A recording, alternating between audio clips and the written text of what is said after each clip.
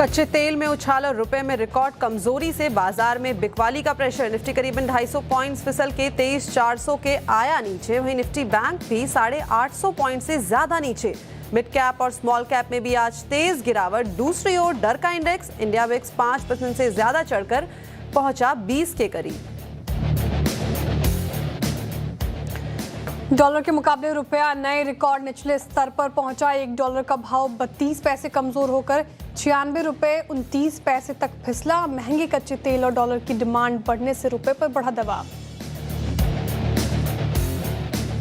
Consumer durables और defence में सबसे ज्यादा बिकवाली। 2.5 से 3.5% फिसले दोनों ही इंडेक्स। साथ ही रियलिटी, सरकारी बैंक और पीएससी इंडेक्स भी 2% से ज्यादा गिरे। वहीं आईटी शेयर्स में हल्की खरीदारी। आज के बिग स्टॉक स्पॉटलाइट और चार्टजीपीटी पड़े सटीक। टाटा स्टील और गॉडफ्रे फिलिप्स में सही पड़ी मुनाफा वसूली की कॉन्ट्रा कॉल। 3 से 4% फिसले दोनों शेयर। वही प्रूडेंशियल के भारती से डील के बाद 7% गिरा आईसीआईसीआई प्रूडेंशियल। वही पावर ग्रिड और हिंदुस्तान जिंक भी गिरे। साथ ही वही कमजोर चार्ट के चलते Canara bank, Max financial, KFin, LIC housing भी लुढ़के गए। अच्छे रिजल्ट्स के दम पर करीबन 13% दौड़ा ग्लैंड फार्मास्यूटिकल। चौथी तिमाही में कंपनी के मुनाफे में करीबन 97% का उछाल। लेकिन कमजोर रिजल्ट के बाद अंबर एंटरप्राइजेज में 16% की भारी गिरावट।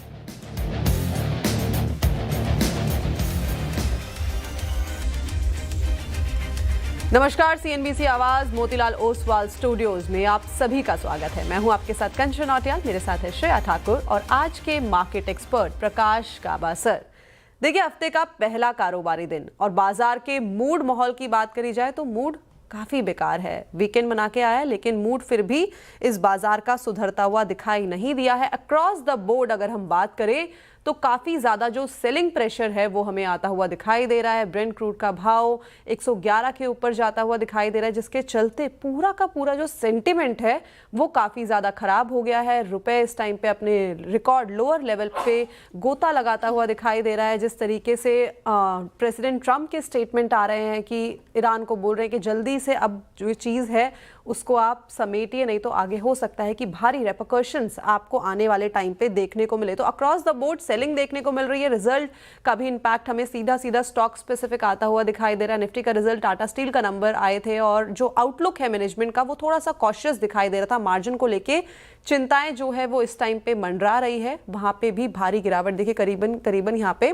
4% की जो गिरावट है वो देखने को मिली है। लेकिन ऐसे बाजार में करा क्या जाए? क्या ये वो अपॉर्चुनिटी है जहां पे हम बाइंग करके चल सकते हैं या इस टाइम पे आपको और भी ज्यादा कॉशियस होना चाहिए? ये जानते हैं गाबा सर से। गाबा सर, गुड मॉर्निंग, कैसा रहा weekend? Good morning Shreya and good morning Kanchan. Weekend बहुत ही टफ रहा। सैटरडे को सम 13 आवर्स ड्राइविंग की। ओके। और कल कुछ 17 आवर्स संडे को। तो बहुत काम किया ड्राइविंग का। Not pleasure but business. Well अब मार्केट का वीकेंड अच्छा था, मेरा अच्छा था। श्रेया, आपका कैसा था? बहुत अच्छा था सर। गाबा सर, लेकिन आप इतना जो वर्कaholic है, वीकेंड पर भी काम करते हैं, पूरे वीक पे ही काम करते हैं, कितना इंस्पायर करेंगे और आप हमें? Work is worship. एब्सोल्युटली। मैं बताता हूँ, आप दोनों यंग हैं, आपको पता होना चाहिए कि work is worship. Once you are in top of your work then we, because हम व्यूअर्स के पास हैं actually, we have to think of our viewers. तो उसके लिए work is worship for me. Indeed, +1. जी गाबा सर, फिर बताइए मार्केट के मूड माहौल को कैसा समझा जाए? मार्केट का भी अच्छा नहीं गया है वीकेंड। देखा जाए तो in simple terms it's weak. Nifty की बात करें, 2-3 दिन का हमने अपमूव मिला, 2.5 डेज का अपमूव मिला। वो रिएक्टिव अपमूव था, मतलब ऊपर तो क्या था, नीचे आने के लिए। और बैंक निफ्टी से थोड़ा ज्यादा ही वीक था। वो काफी अपेरेंट था 3 दिन के अपमूव में, क्योंकि वो 3 दिन का भी अपमूव नहीं मिला। सो साइन ऑफ वीकनेस तो है। निफ्टी अब ट्रेड कर रहा है फ्यूचर 23,370। पॉसिबल है कि 23,000 भी देखने को मिल सकता है, क्योंकि यहाँ पर स्ट्रेंथ नजर नहीं आती। बैंक निफ्टी तो ट्रेड कर रहा है 52,893। मुझे सरप्राइज नहीं होगा अगर 52,000 भी देख दो, क्योंकि स्ट्रक्चरली दोनों ही वीक है। बैंक निफ्टी थोड़ा ज्यादा वीक है। मैंने फ्यूचर्स के लेवल दिए यहाँ। निफ्टी, बैंक निफ्टी काफी वीक है। 23,000 तक के लेवल निफ्टी में देखने को मिल सकते हैं। 52,000 तक का स्तर बैंक निफ्टी छू सकता है, तो वीकनेस आगे चलकर भी होगी। ये तो समझ आ रहा है मार्केट देखकर, जिस तरीके से मार्केट है। लेकिन आपके क्वेरीज होंगे, स्टॉक स्पेसिफिक आपके सवाल होंगे, उसको एड्रेस करते हैं। लेकिन उससे पहले नंबर फ्लैश कर देते हैं स्क्रीन पर, व्हाट्सएप नंबर, क्योंकि आप ये भी पूछते हैं कि सवाल कैसे पूछें। तो ये नंबर नोट कर लीजिए, 7045220000 पर व्हाट्सएप नंबर है ये। उसके अलावा आप CNBC आवाज़ के सोशल मीडिया प्लेटफॉर्म्स पर, एक्स, इंस्टाग्राम, कंचन नौटियाल के हैंडल्स पर, इंस्टाग्राम या एक्स पर, या श्रेया ठाकुर के एक्स, इंस्टाग्राम पर टैग करके, DM करके आप अपने प्रश्न पूछ सकते हैं। इस कड़ी में सबसे पहले हमारे साथ जुड़ रहे हैं प्रदीप माहेश्वरी जी इंदौर से। प्रदीप जी नमस्कार। हाय श्रेया, गुड मॉर्निंग। हाय, गुड मॉर्निंग। मेरा क्वेश्चन ये है, मेरे पास वोल्टास है 150 शेयर @1250। अभी वेदर भी अच्छा है, मीन सपोर्टिव है, और प्रॉफिट भी ऑलमोस्ट 20% एक मंथ में प्राइस बढ़ गया वोल्टास का, AC का। तो मुझे रखना चाहिए, होल्ड करना चाहिए, बाय करना चाहिए या सेल करना चाहिए? ठीक है, वोल्टास 1250 आपकी खरीद है, 1212 पे कर रहा है कारोबार, थोड़ा लॉस झेल रहे हैं आप, 37 रुपए से ज्यादा का पर प्रति शेयर।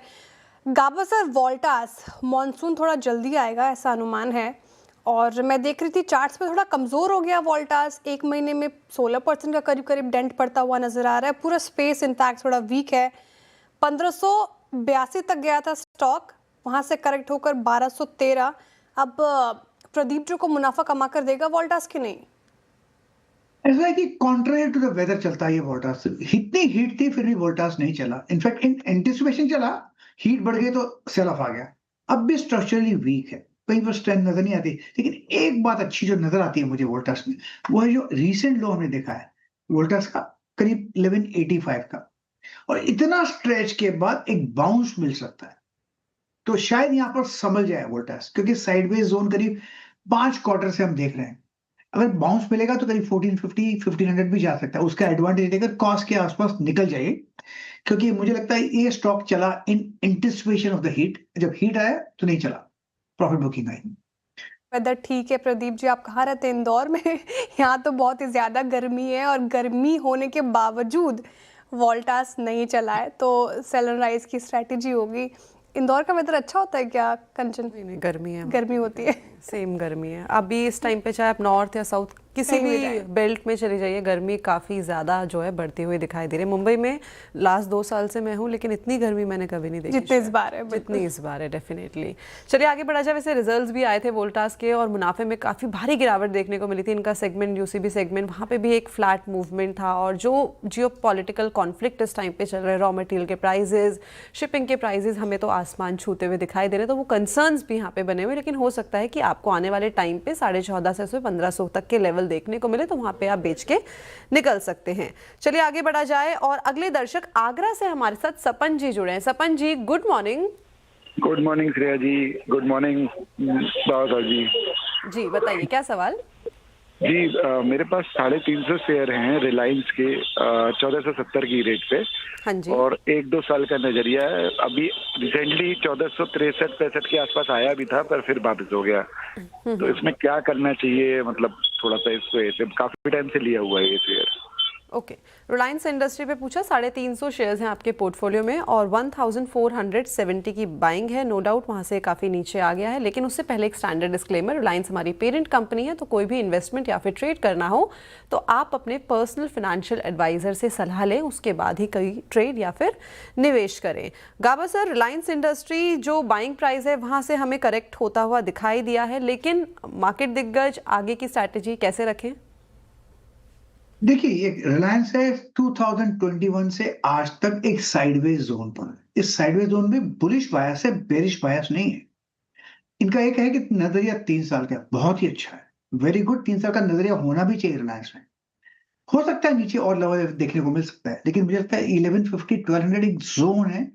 अगर नीचे आता है, तो मैंने एक बार भी नहीं कहा कि नीचे आएगा, अगर आता है तो एक बाइंग अपॉर्चुनिटीज बन जाती है। ये इन्वेस्टमेंट ग्रेड स्टॉक है, आप इसमें ट्रेड करके कभी कभी लॉस कर सकते हैं अगर आपकी गलत हो जाएगी टाइमिंग तो। लेकिन अगर इसमें निवेशक है ना, आपको प्रॉफिट गारंटेड है।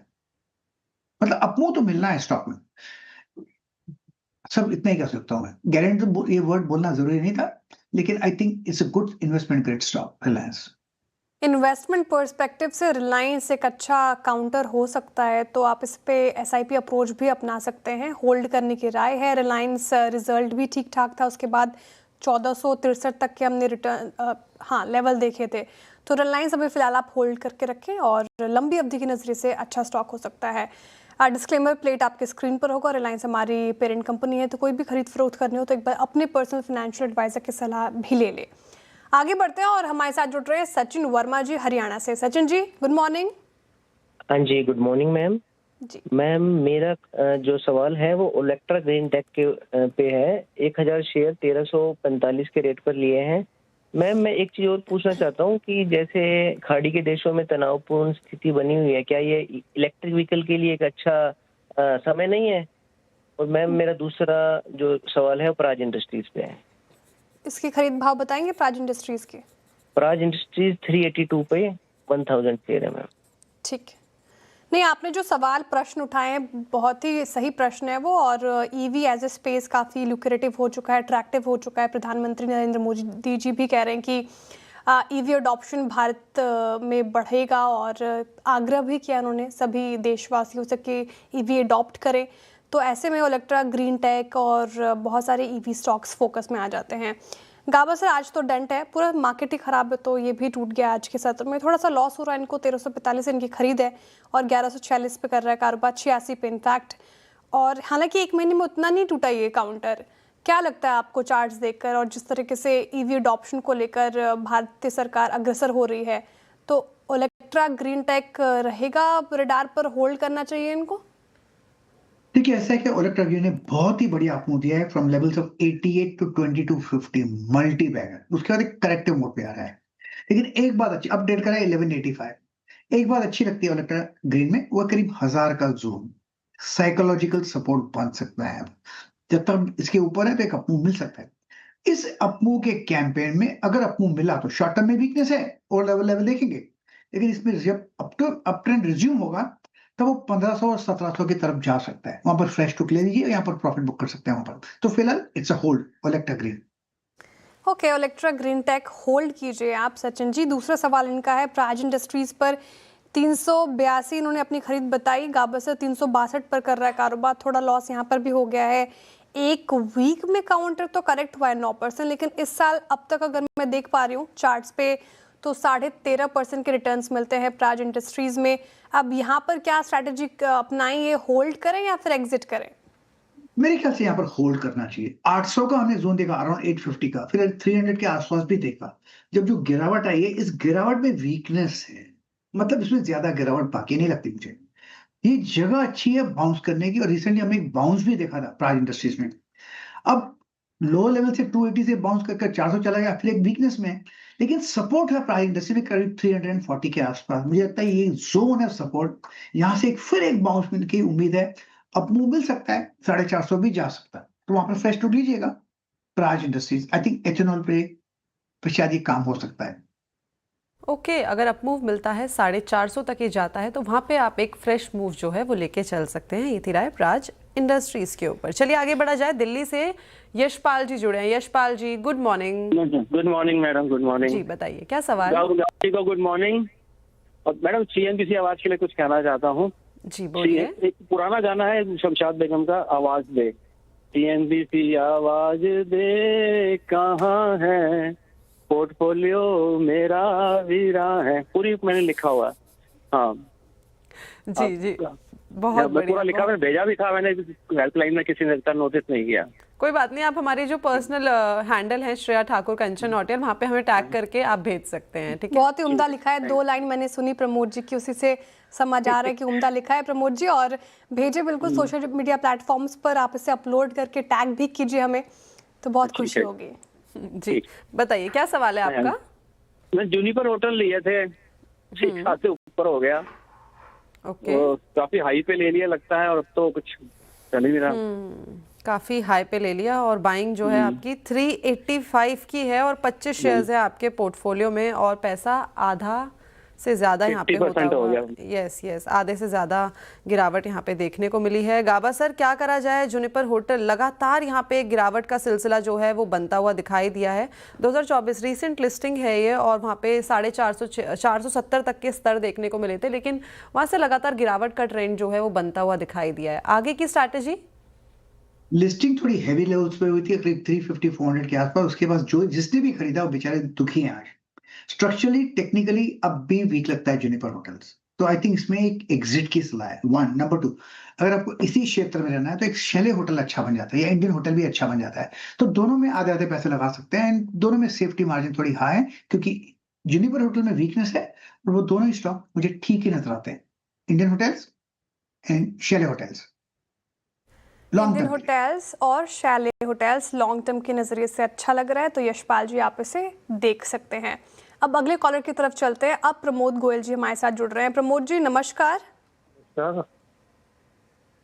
हाँ, मेरे पास 175 शेयर हैं HDFC बैंक के।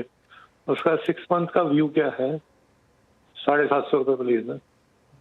ठीक है, 6 महीने के लिहाज से पूछ रहे हैं HDFC बैंक। गाबा सर आपके भी पोर्टफोलियो में है, डिस्क्लेमर भी सुनेंगे आपसे, लेकिन पूरा बैंक प्रेशर में है गाबा सर। 6 महीने में 24% का डेंट पड़ा है HDFC बैंक पर। मैक्रो स्थिति खराब है, क्रूड $111 पर है, रुपए में कमजोरी, तो फंडामेंटल्स खराब है HDFC बैंक डेज लो पर। क्या किया जाए?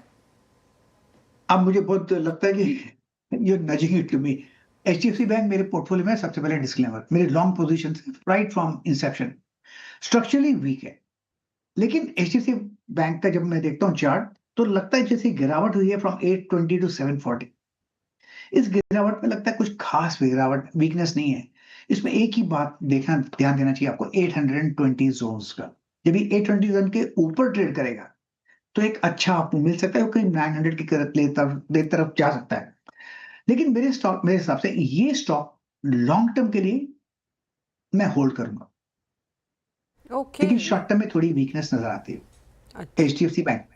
ऐड करने की जगह चाहिए तो 600 टू 675 जोन्स है, अगर वहां पर आता है तो ये ऐड करने की जगह बन जाती है for a long term hold. HDFC bank, one second disclaimer, ये स्टॉक मेरे लॉन्ग टर्म पोर्टफोलियो में, मैं ट्रेड नहीं करता। लॉन्ग टर्म पोर्टफोलियो में है, ट्रेड नहीं करते, लेकिन लॉन्ग टर्म के लिए आपको रखना है तो यहाँ पे आप अपनी जो पोजीशन है उसको बनाए रख सकते हैं। चलिए आगे बढ़ा जाए। बैंगलोर से मिस्टर सूद हमारे साथ जुड़े हैं। Sood ji, good morning. Good morning madam. जी बताइए, क्या सवाल? मैडम हमने ये शेयर खरीदा था, अब उसका मैंने रेट दिया हुआ। अभी तो I am on the deal, so I don't remember off hand. 129 share. I want to know कि इस कंपनी का फ्यूचर क्या है। I have no problem holding it for a year, 2 years, 3 years, but ये गया ही नहीं है जब से हमने खरीदा है। तो इस करके मैं जानना चाहता हूँ कि कंपनी का क्या फ्यूचर है। ओके, गुजरात गैस है आपके पास, 129 शेयर्स है, और जो बाइंग प्राइस आपने बताया है that is 635 rupees.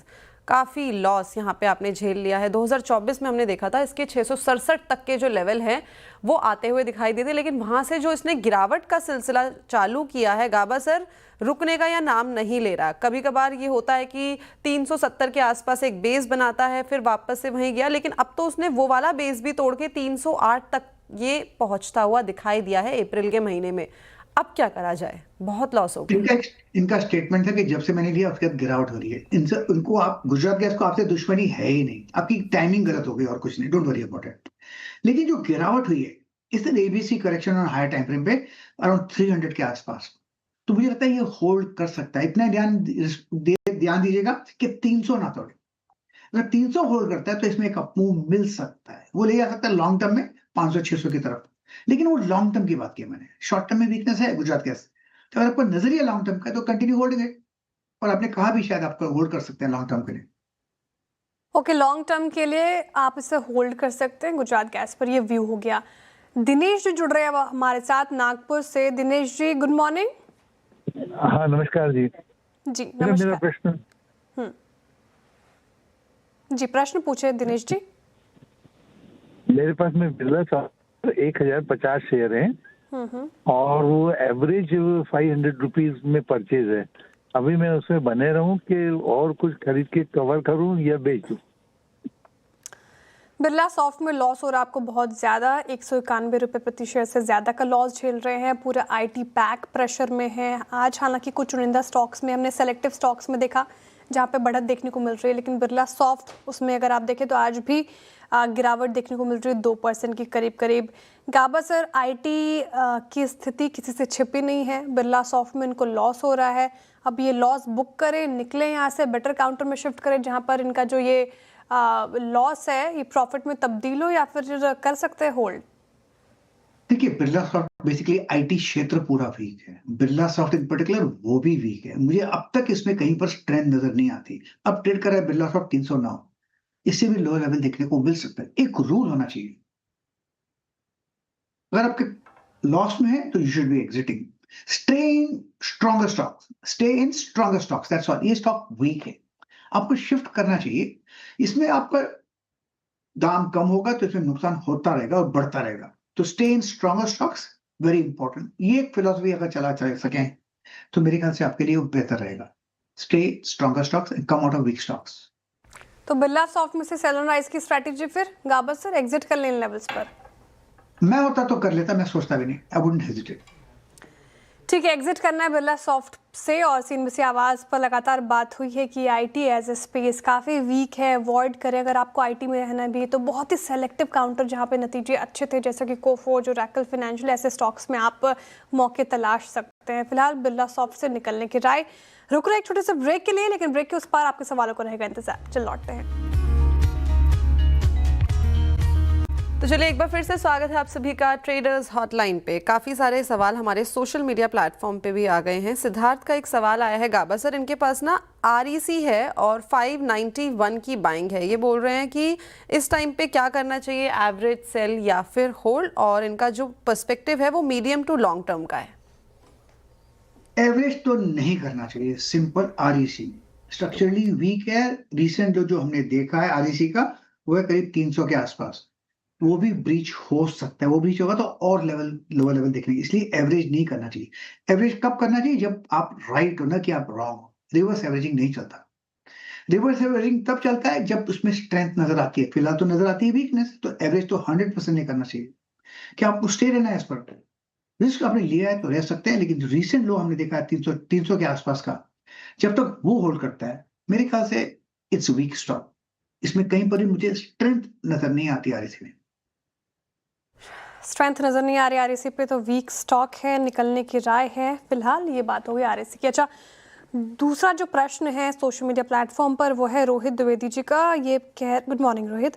Texmaco rail पर इनका सवाल है। इनकी एवरेज प्राइस जो एक बार टेक्समैको रेल रखिएगा स्क्रीन पर 200 है, और क्या करना चाहिए? लॉन्ग टर्म व्यू है टेक्समैको रेल पर। गाबा सर चार्ट्स देखें और बताएं क्या लॉन्ग टर्म पर्सपेक्टिव से आज तो बहुत तगड़ा डेंट पड़ा है इस पर, 6% से ज़्यादा लुढ़क गया आज के सेशन में, और इनकी जो खरीद है वो 200 की है, तो बहुत ज़्यादा लॉस झेल रही है क्योंकि एकदम आधा हो गया है काउंटर।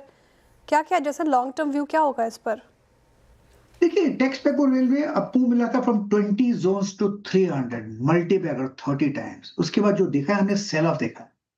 इस सेल ऑफ में एबीसी करेक्शन था, वो भी खत्म हो गया है। जो हमने बाउंस देखा है करीब 100 के आसपास बाउंस देखा है। अगर ये पर 100 सस्टेन कर लेता है यहाँ पर और ब्रीच नहीं करता है, शॉर्ट टर्म में वीकनेस है, 3 दिन से आप काफी वीकनेस देख रहे हैं, लेकिन अगर 100 सस्टेन कर लेता है तो एक अप मूव मिल सकता है। वो करीब 150 टू 170 तक ले आ सकता है, लेकिन technically still weak. Let's hope it does not break 100। अगर 100 ब्रीच होगा तो 3 डिजिट से 2 डिजिट आएगा, उसमें ज्यादा वीकनेस देखने को मिल सकती है। सो फार मुझे स्ट्रेंथ नजर नहीं आती। अप मूव मिले तो एग्जिट ऑन राइस। और कोई स्टॉप लॉस बता दीजिए फिर गाबा सर। कोई स्टॉप लॉस गाबा सर, क्योंकि 200 से 100 का स्टॉप लॉस लगाकर कहीं भी सेल राइज दिखे तो आपको वहां से निकलना है। तो सेल राइज की स्ट्रैटेजी अपनानी है आपको। टेक्समैको रेल में काफी वीक हो गया है चार्ट्स। बहुत शुक्रिया गाबा सर, वक्त हो रहा शो को वाइंड अप करने का। आप जुड़े और सभी सवालों के जवाब दिए, बहुत शुक्रिया उसके लिए। दर्शकों का भी बहुत बहुत आभार इस तादाद में जुड़ने के लिए, अपने सवाल पूछने के लिए। जिनके भी सवाल रह गए होंगे कल फिर से ट्रेडर्स हॉटलाइन में एड्रेस करने की पूरी कोशिश करेंगे। फिलहाल इस शो से इतना ही। छोटा सा ब्रेक के उस पार देखिए खिलाड़ी नंबर 1 आशीष के साथ।